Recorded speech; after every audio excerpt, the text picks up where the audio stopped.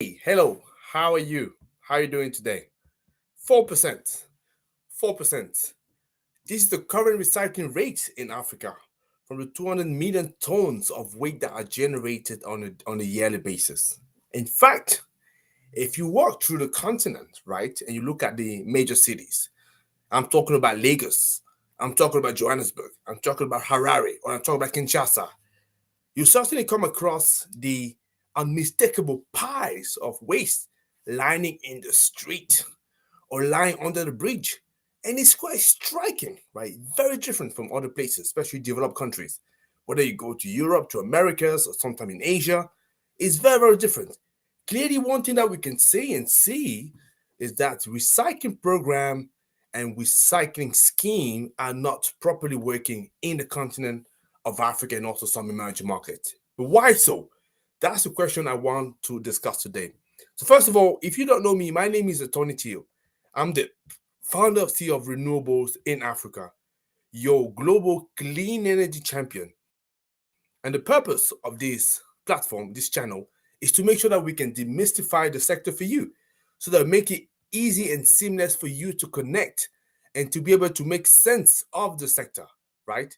This is what it's all about. So that, for example, if you are an investor and you're saying that you want to invest into the sector, you're just missing some crucial information. We will provide it for you. Or if you say, for example, you're a business, you want to decarbonize your sector, and same thing, you're missing some, let's say, important insight for you to know where you're going. In here, when you're watching us, you also will get information you're looking for. Or you say, for example, you're a professional, you want to dive into the sector, but you don't know where to go. In here as well, we're going to make sure that you get the information that you are looking for. Yeah? So that's what we're all about, demystifying the sector for you. And what we're asking you to do is actually three things. The first thing, I like you to actually subscribe to all our platforms because today we are fortunate, like other days, to broadcast on 5 platforms. So we have LinkedIn, we have YouTube, we have Twitter, we have Facebook, we have Telegram. Any one of those platforms you can subscribe to. And make sure that if you, for example, on YouTube, you press the bell notification so that when there is a new video, you get informed. So that's what I want to do. But ideally, I'd like you to subscribe to all of these platforms and make sure that you can connect with us. So the second thing, very simple, is for you to leave a comment and let me know what you think about every topic that we cover so that you tell us whether we're able to respond to your queries or not, and what are your expectations. So did you like it, not like it? So what would you suggest? That's what I want to know. And also, what's your opinion about the topic we cover? Yeah, you can tell us. So the third things, it's for you to share the video to as many people as possible, because I know a lot of people are quite keen on getting those information. They just don't have the opportunity to get it, right? And this is where I want you to be helping me. And I know that as I speak to you, there's some of you watching me just watching me live. So what you can do immediately is simply just share. So share this video with other people. Yeah. And it takes about what, a couple of seconds, and that is done. Yeah. So that's what I want you to be doing. So today I want to talk about recycling, right? So how can cities, across the globe, especially in Africa and emerging market, how can they develop a successful program? So this is exactly what we are going to be talking to today, right? Excellent. But first of all, I just want to pay tribute to Chidobe. So 2 weeks ago, I ran a poll on internet, right, where I was asking people what is the longest, so the biggest river in the world, and also it was a river Nile, obviously. And I say that the first person to give me the right answer will have the chance to suggest to me a topic for us to cover. And she responded.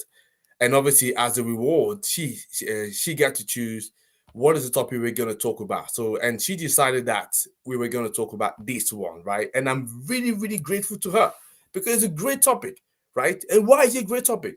Because if you're looking at the vision of the African Union, right? So that is set out in the Africa Waste Management Outlook in 2018, right?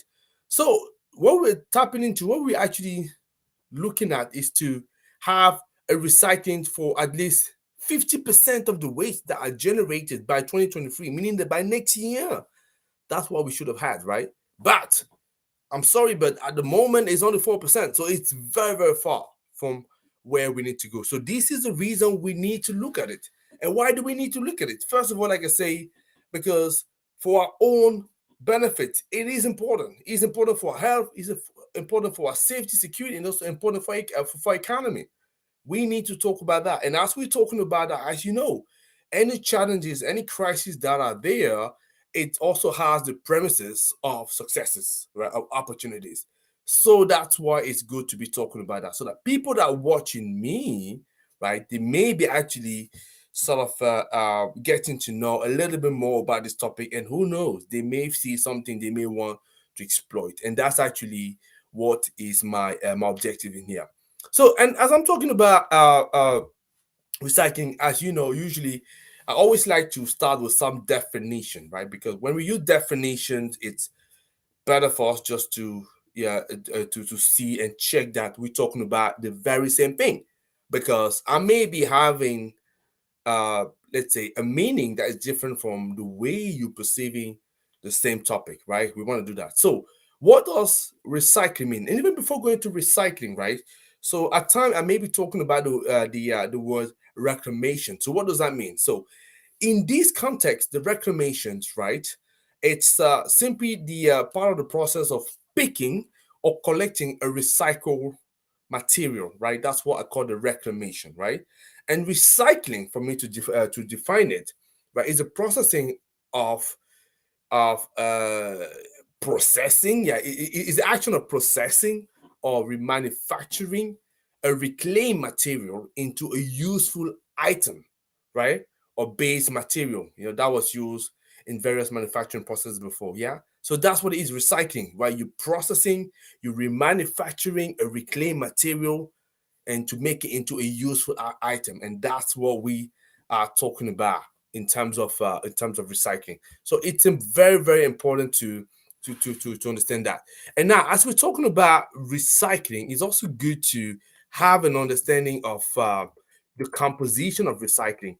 And as you know, normally in the continent, so especially in Africa, so it's not that easy to find data. But I want to share with you, let me see how I can see that. Yeah, okay, great, I have it. So that's a picture of the composition of recycling. So in South Africa, right? So I picked it up in a paper in South Africa. It was for some time ago, but I very much doubt things would be that different for the rest of Africa. It could be a bit more. But the biggest part, we could see that the biggest part, almost half of the waste is actually organic. And then we have plastic, glass, we also find so and so on and so forth, right? And that's what we want to know, and it's important to know that. So what is the composition, and as I say, distribution, and as I say, so I very much that it will be that different for the rest of the continent. But I wanted to show you that so that you can see at least, yeah, so what kind of composition we see that in terms of the waste. So very important. And as we're talking about waste, as I talked about, you see in the waste you have all those things. Yes, you have organic, almost half of it, but you have glass, you have plastic, you have fine, and so on and so forth, right? You have all of it in one go. The key to recycling, as we're talking about that, and I'm sure many of you will not be surprised, is the separation, right? Separation at the source, right? So that's actually the foundation for you to create value and to reduce the costs, whenever you have and you're setting up an integrated waste management system, right?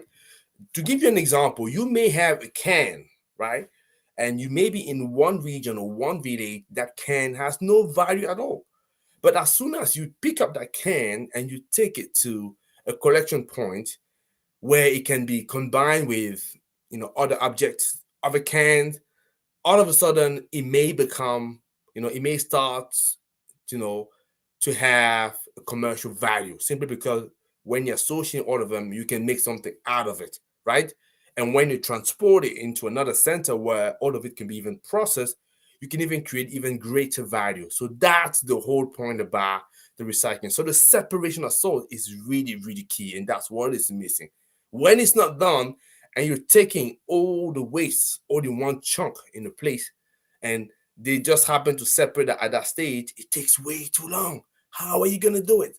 So we're saying that on a yearly basis, you have 250 million tons of waste. That's huge, right? So it'll be difficult to segregate it. Yeah. So at the source, that's what you want to do. And you want to get even the citizen involved into that, right? So, and most of what I'm talking about here is a municipal waste, right? So that's for you to know.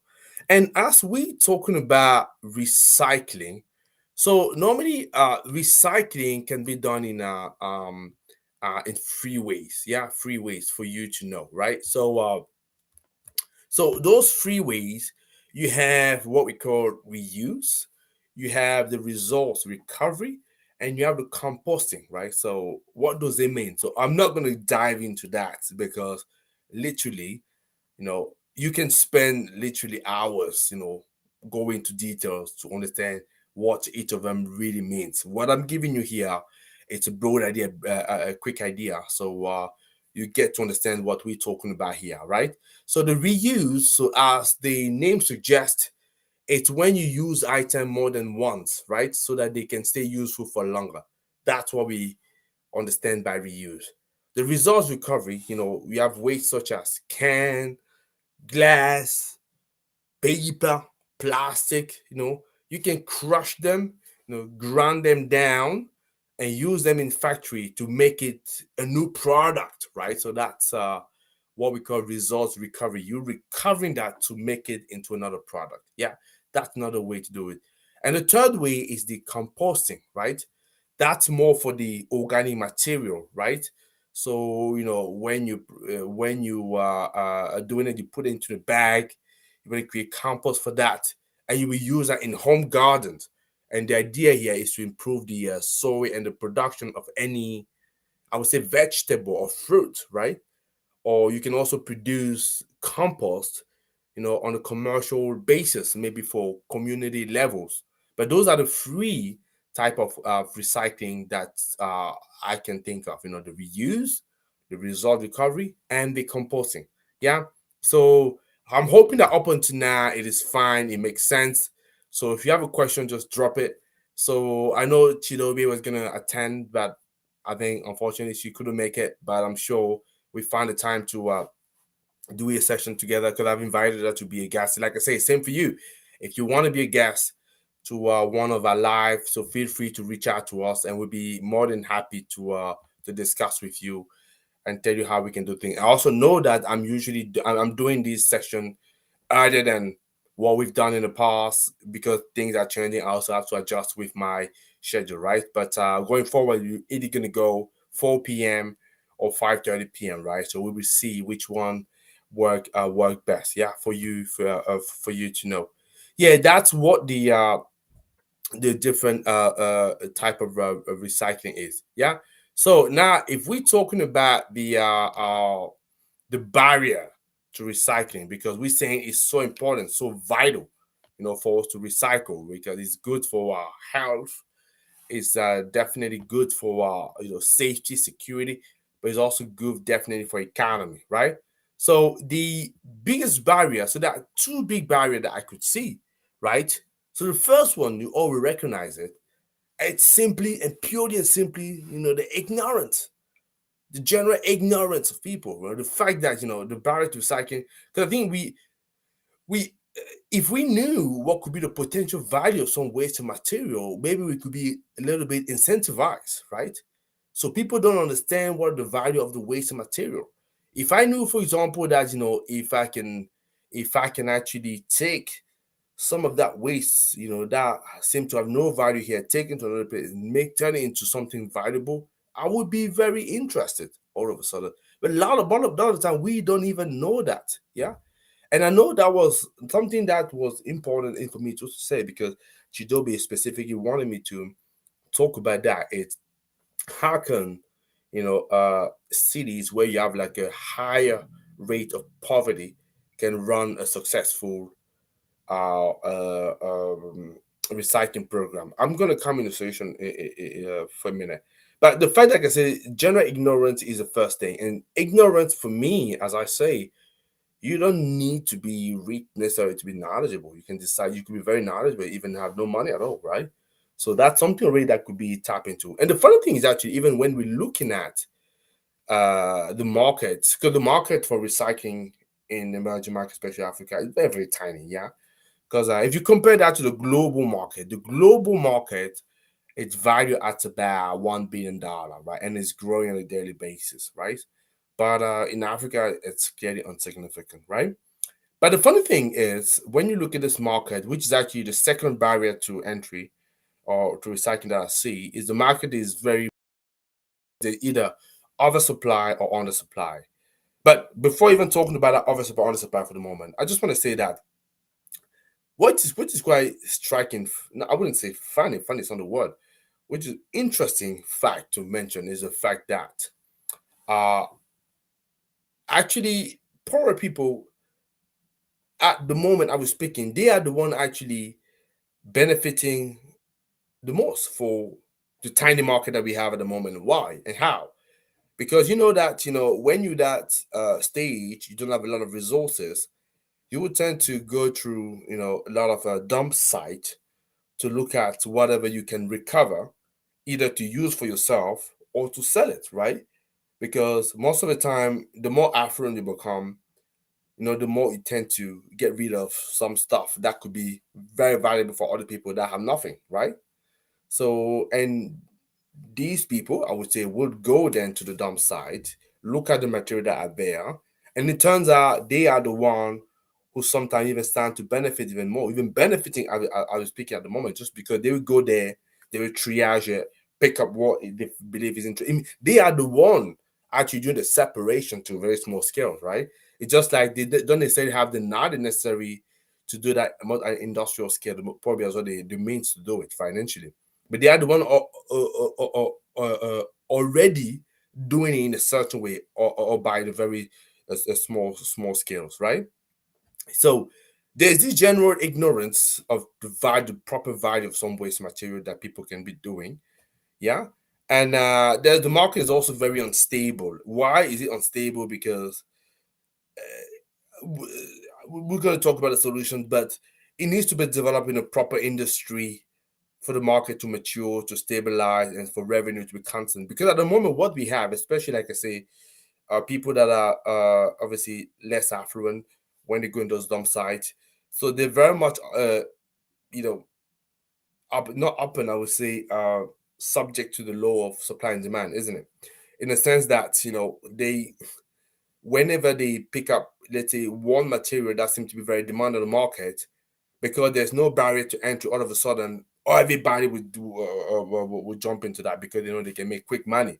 Let's say, for example, if I collect a particular can, yeah, I can sell it to a certain level. Everybody will tend to move into that definitely very quickly. Yeah, what is the effect? Clearly, it's going to push the market up, right? It's going to all of a sudden flood the market with that supply, and the market in turn will react by obviously decreasing the price. When it's decreasing the price, you're affecting the supplier who don't think that's interesting anymore, who go and look out for something else in order to do it, right? So that's how for it's actually for the same for a particular material. You can at times have oversupply and then very quickly undersupply, and you have cycle like that. And if you don't balance things properly, it becomes a little bit different. So that's the challenge that we see at the moment to create a market that makes sense for people in terms of recycling. Yeah. So now let me talk about what could be the solutions in order for people to develop a successful recycle program. As Chidobe was asking, and for those solutions, I effectively want to show you a document. Let me just share the graph in a minute. Let me see. Hopefully I can find it. Where obviously we can talk about the details. Chrome tab. Okay. It is the tab that I want. What do you want, Tony? Okay, good. 1 second, people. I have once. Okay, good. I got it. Africa W. Okay, good, good. So I see. Whatever. Okay, that's it. Found it. Good. Okay, good. Nice coming. Excellent. So this is, by the way, a document that was developed by the UNEP, right? So you can definitely find on internet. But I just want to talk to you. So what these solutions can be. You can give them even more information here. So you say, for example, here I was talking about generation 250, 220, 125 million tons. That was in 2012, but they say that it's expected to double by 2025, right? Which means that that's why I talked about it, 250 million tons, right? But in terms of solution, what it's about, they say meant two things here: bringing waste under control, right? So having the technology that will capture the waste, having services that you will develop, and then you move into the capacity and awareness. For me, that's probably the biggest. If I'm in a porous cities, as Chidobe was asking, I would spend a lot of time, and providing that awareness to people. Yeah, because once they become aware of the value the center material can have, and teach them some very simple thing on how they can separate. Because I think to do the segregation of waste at source, to be honest, it doesn't really takes a lot of money per se. I would say, right? You can just simply just decide to have any bag you want, just separate, right? Plastic, I put it here, organic, I put another there, and so on and so forth. And that everybody can do at every level. So that capacity and when it will be very good. And then teach and tell people what kind of material could be used and how they could be used. And then trust people that they will be clever enough to come up with solution at the level that make things work, right? I'm absolutely convinced about that. So yeah, so once you have developed a service technology and work on the capacity and awareness, probably want to obviously provide some evidences, right?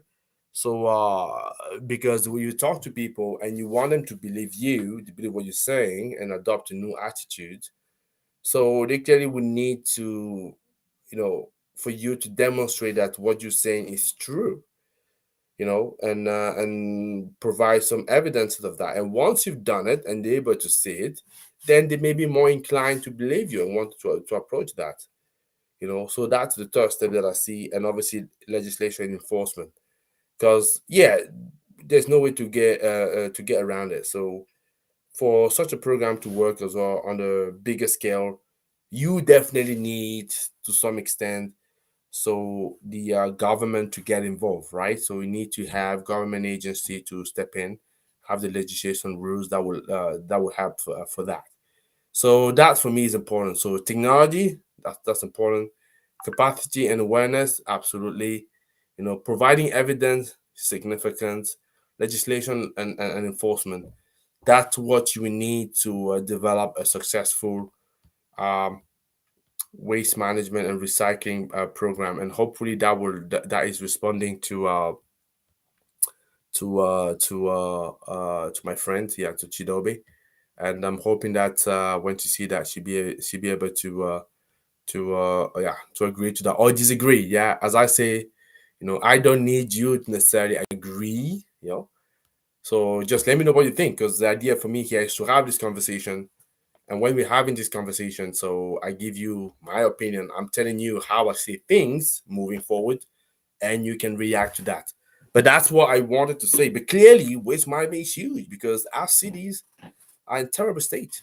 Yeah, we shouldn't be shying away from that, and we definitely want it to change. But I have a hope and faith. I know I visited personally at these two cities that was very, very impressive, right? I know there are more like that. So I've been to Kigali, impressive city, very clean, right? And I wouldn't be surprised that they are managing their waste better than many other cities.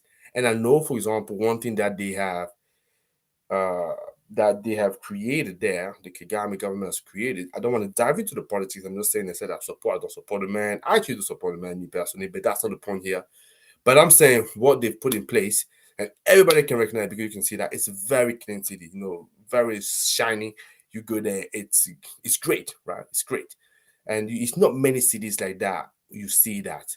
And I know because I have a friend that used to live there, that on the I believe is every month, there is a day or two that is focused on, looking after your city, cleaning the city, everyone do that, even the president doing it, showing some leadership, very much important. I believe everybody can do it. You don't need to be rich to look after your house. Definitely not, right? But you need to understand that, if you're all doing efforts, yeah, clearly it's going to make significant change, and that you simply need to educate people to get them to understand it, yeah, for that to start creating the effect, right? So if you have villages that are very clean, normally in villages, not people are not necessarily very rich, but they can do it. They can do it. It's by getting to know that, yeah.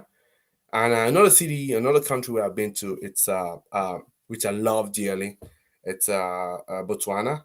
So again, compared to many other cities in East Africa, West Africa, very clean, very impressive.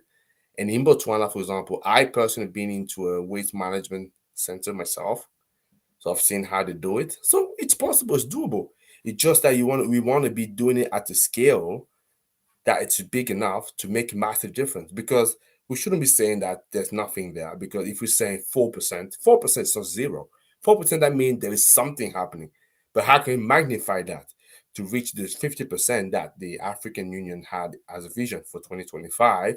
But even going more than that, reach your 80%, 90%, 100%. Yeah, it is possible, it is doable. You just have to believe that it's doable, right? And usually, as I say, so we just have to pick one country that does it well and understand how they've done it and then replicate it. That's for me the key. That's how I wanted to do. So that is what I wanted to say today and share. So if there's a question, I'd be more than happy to pick it up. But I just wanted to cover this topic because I know that I promised you, Dobby, I was gonna have a look at that. So I'm hoping that you'll be happy to see this live. And also for you, if you have a topic, which one will it be? Which one do you want me to talk about? Right? How do you want to contribute? You can contribute, first of all, by watching us. You can contribute by sending a comment, but you also can contribute by, just like Chidobe did, suggest a topic of interest that everybody can discuss. And I'd be more than happy to discuss it and share that more in detail with you, right? Excellent. But I don't see any questions, so that means that everything is very clear for me. But just to say, so I'm also going to be talking to you on Friday and on Sunday. And on Friday, the specific thing about Friday, we're talking about one thing. It's about the renewables and money. How do you run a renewable energy business? So the business of running a renewable energy business and make it successful and make the money, right? So that's what we're going to look at. But today we focus on the recycling scheme, recycling program. And I'm hoping that you guys will find it very useful. I'm hoping to see lots of comment. Drop a comment, guys. Let me know what you think. Because recycling is a huge, big problem in Africa for sure, but not only in Africa. Europe as well. Some places it is. Yeah, Asia as well. So what do you think about that? So that's for us to engage. And as we engage, we can think about solutions that we can develop together. That's what I have to say for today, guys. So as usual, delighted to be able to talk to you and to share. And I wish you a good rest of your day. And then may the sun be with you guys. Take care, and then speak to you soon. Bye bye.